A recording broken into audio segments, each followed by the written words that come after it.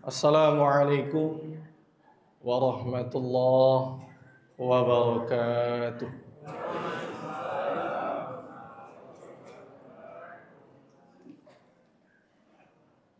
Alhamdulillahi rabbil alamin.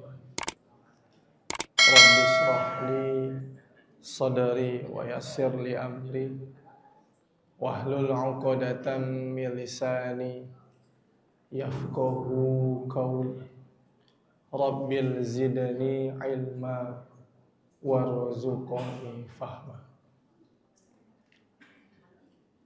Kembali kita bersyukur kepada Allah Subhanahu wa taala pada pagi hari ini di puasa yang insya Allah, kalau Allah izinkan kita berbuka Bapak Ibu, berarti sudah 18 hari puasa kita. Salawat beserta salam kita berikan kepada Nabi Muhammad sallallahu alaihi wasallam. Allahumma salli ala Muhammad wa ala ali Muhammad. Yang sama kita hormati Ketua atau pengurus Masjid As-Sakinah, kemudian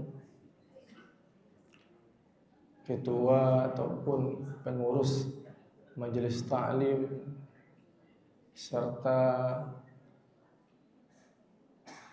Bapak Ibu jemaah yang alhamdulillah terpanggil dan terpilih untuk melaksanakan ubudiyah pada pagi hari ini, yakninya salat subuh secara berjamaah. Semoga apa yang kita kerjakan ini diterima dan bernilai pahala di sisi Allah Subhanahu wa taala. Dan tak lupa juga yang kita hormati nih, yang di sudut dekat tonggak buya kita, Ustaz Habib. Alhamdulillah, Bapak Ibu sedang jemaah salat subuh yang dirahmati Allah. Izinkan ambo menyapa Bapak Ibu. Ba'a kabar Bapak Ibu? Alhamdulillah. Alhamdulillah sehat ya Pak Bu.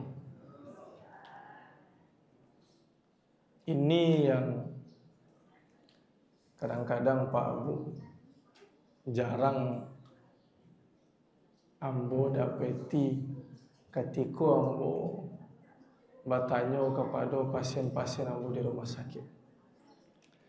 Ketika ada pasien kita visit berkunjung, ambo tanya, ibu bapak lagi sehat, ba jawa ibu japanya, ba ustaz. Sajalih ku ambo di rumah sakit, ustaz tanya lo sehat atau tidak. Ya. Jadi alhamdulillah hariku Bapak Ibu, ya. Ambo kalau di rumah sakit itu yang selalu terdengar. Tiuk ditanya bah keadaan, ajalnya sakit Ustaz. Nak nampak dia Ustaz. Kalau orang sakit Bapak Ibu, ya, kalau ditanya ataupun dilihat sangat sensitif sekali. Nah, dan alhamdulillah pada pagi hari itu aku sangat antusias dan semangat sekali melihat jemaah Masjid As-Sakinah yang sangat luar biasa. Mudah-mudahan ini salah satu asbab menjadi keberkahan buat kampung kita ini, menjadi asbab jalannya masuk surga bagi Bapak Ibu semua. Amin amin ya rabbal alamin. Bapak Ibu sedang jemaah salat subuh yang dirahmati Allah. Kita ambil judul pengajian subuh kita, yaitu tentang Ramadan hadir sebagai support utama kebermanfaatan serta ketaatan. Bapak Ibu sidang jemaah salat subuh,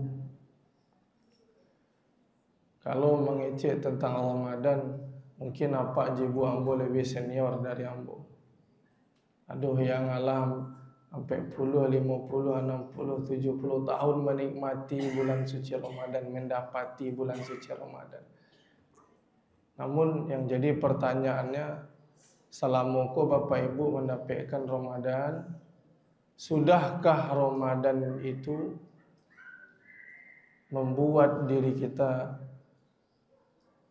menjadi yang lebih baik, membuat diri kita semakin bermanfaat dan semakin taat kembali kepada awak masing-masing? Bapak Ibu, kenapa? Abu bertanya, sudahkah Ramadan menjadi penambah kebermanfaatan serta ketaatan? Kalau kita berbicara tentang kebermanfaatan, berarti kita berbicara tentang hablu minan nas. Kalau kita berbicara tentang ketaatan, berarti kita berbicara tentang hablu minallah. Hakikat Ramadan untuk meningkatkan kebermanfaatan serta ketaatan. Kalau dua ini sudah Bapak Ibu kita capai, maka Allah akan kasih predikat kepada kita, la'allakum tattaqun. Bukankah ini yang mau kita? Bukankah ini yang kita inginkan? Kita mendapatkan kemenangan. Namun Bapak Ibu, Ramadan itu sebenarnya mengajarkan dan memberitahu kepada kita umat muslim bagaimana idealnya hidupnya seorang muslim. Inilah sebenarnya ideal hidup kita Bapak Ibu. Bangun di pagi hari sebelum sholat subuh, melaksanakan tahajud, kemudian sholat subuh berjamaah, kemudian mengaji Pak Bu, dan lanjut nanti sholat sunnah-sunnah lainnya. Begitu juga zuhur, asar, maghrib berjamaah. Dan setelah kita sholat, kita mengaji dan segala macamnya. Inilah sebenarnya ideal hidup. Jadi Ramadan ini memberitahu kepada kita, ikulah bentuk hidup seorang muslim yang sebenarnya. Bukan Ramadan ini tujuannya untuk kita menikmati berbuka puasa, jocindu, kolak pisang, kolak segala macam kolak. Bukan itu bonusnya saja. Melainkan bagaimana kehidupan kita di Ramadan ini idealnya seperti apa di bulan-bulan biasa. Inilah Ramadan yang memberikan tarbiyah kepada kita agar di bulan-bulan selanjutnya kita bisa hidup ideal seperti Ramadan. Bapak Ibu sidang jamaah salat subuh yang dirahmati Allah. Ramadan Allah berikan kepada kita tujuannya untuk memuliakan kita selaku hamba Allah. Allah bagi Ramadan kepada awak Pak Bu, tujuannya untuk memuliakan kita, untuk memberikan pembersihan untuk diri kita. Maka dari itu Ramadan tahun ini sudahkah membuat kita bermanfaat atau belum? Ketika bulan Ramadan itu Bapak Ibu, ini Bapak selaku suami, sudahkah bertambah kebermanfaatannya untuk ibu, untuk istri selama Ramadan ini atau belum? Begitu juga ibu, ketika Ramadan didapati, sudahkah menambah kebermanfaatan ibu selaku istri untuk bapak selaku suami? Dan kita selaku orang tua, sudahkah menambah kebermanfaatan untuk anak-anak kita? Itu tolak ukur Ramadan. Ketika Bapak Ibu ada perubahan kebermanfaatan serta peningkatan kebermanfaatan kita, maka baiklah hablu minan nas kita. Jadi Bapak Ibu sedang jemaah, tolak ukur hidup itu bukan sehat, piti banyak, pangkat tinggi. Bukan itu. Kalau itu ukuran suatu kebahagiaan serta kemuliaan hidup seseorang, maka tidak ada fungsinya orang sakit. Berarti teraniaya orang sakit.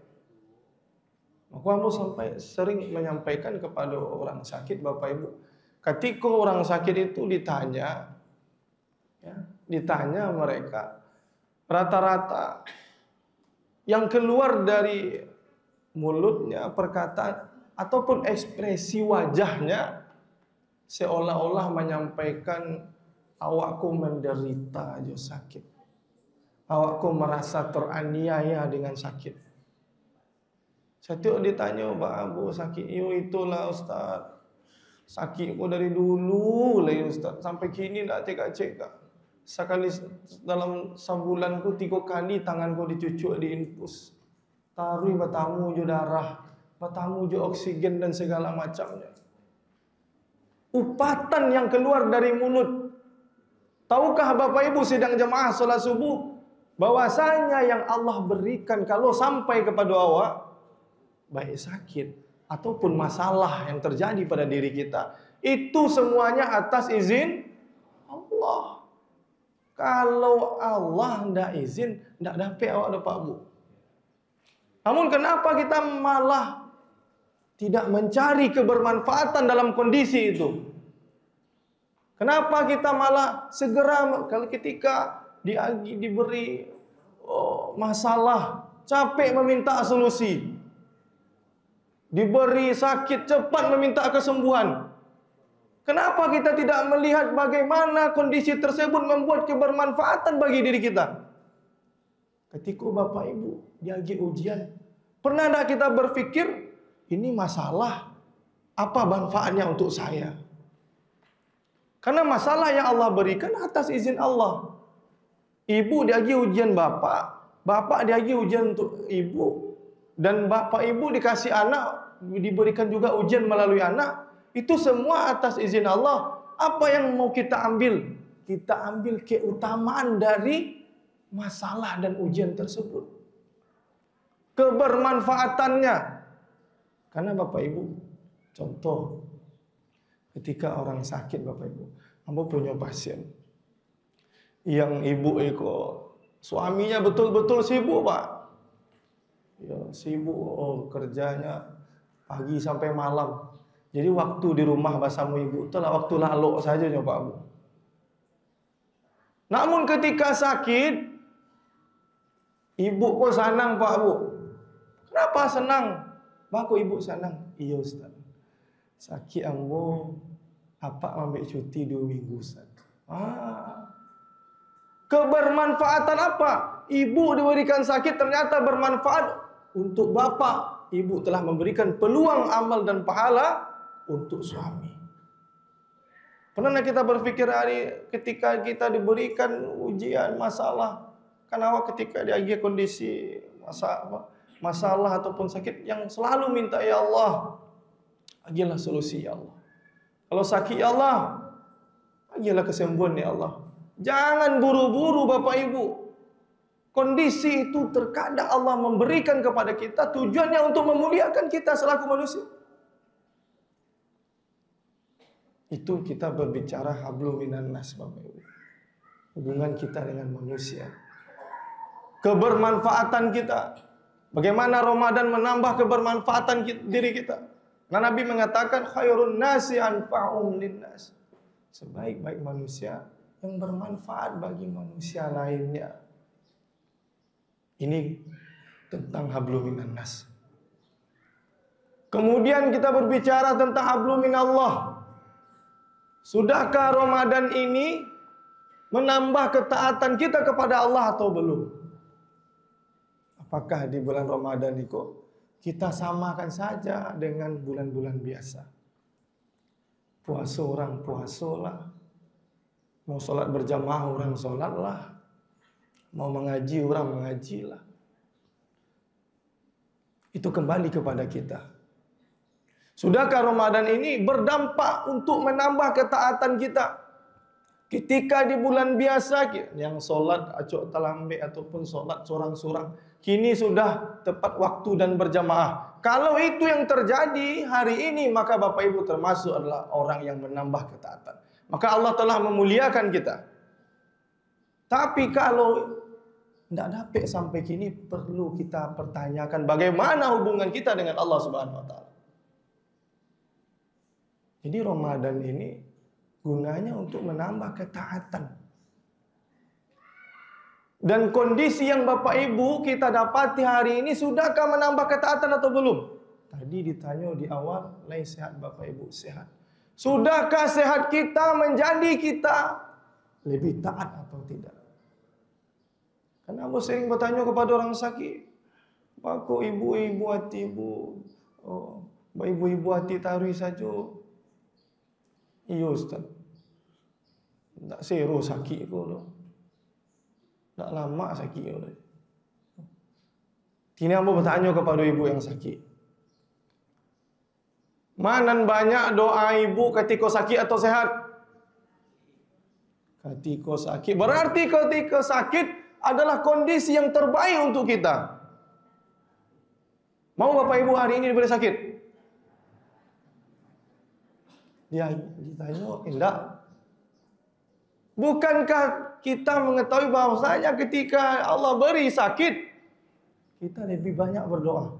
Karena memang betul Bapak Ibu, ada pasien ambu yang mau masuk ke rumah sakit, dari rumah menjalan ke dia, ke dibawa, joto jo anaknya kapai ke rumah sakit, tak tanggung berdoa tadi Pak Bu. Bahkan menangis. Sampai ambu datang, masih berdoa juga awak Ustaz. Menangis Pak Ustaz lah bangka encik mata. Kalau ibu sehat, barangkali doa ibu tergantung waktu solat Ustaz. 5 kali waktu solat 5 kali berdoa. Kalau 4 kali waktu solat yang ambo kerja 4 kali itu berdoa. Kalau nak solat ibu tidak berdoa. Berarti mana kondisi yang terbaik? Mana kondisi yang menambah ketaatan kepada Allah? Sakit. Jadi Bapak Ibu hidup itu bagaimana kita setiap kondisi yang Allah berikan, baik Bapak Ibu diberi masalah, sakit, segala macamnya. Kalau itu menambah kebermanfaatan diri, menambah ketaatan diri, apa yang kita minta sama Allah? Ya Allah, berikan ketenangan hati hamba. Berikan ketenangan kepada hati hamba dalam menerima ujian ini ya Allah. Bukan capek-capek minta solusi ya Allah ni, kalau pandai ambo menghadapi anak bantiku, agilah solusi ya Allah. Ya Allah, aku ambo pandai menahan sakit ya Allah, dari dulu dari ketek sampai gaib ambo sakit tari, agilah sembuh ya Allah. Bukan itu. Ambil keutamaan kondisi yang telah Allah berikan kepada kita. Karena Bapak Ibu, tak ada gunanya sehat kalau tak bermanfaat, apalagi tidak taat. Lebih baik sakit namun bermanfaat dan tetap taat. Itulah kondisi yang terbaik.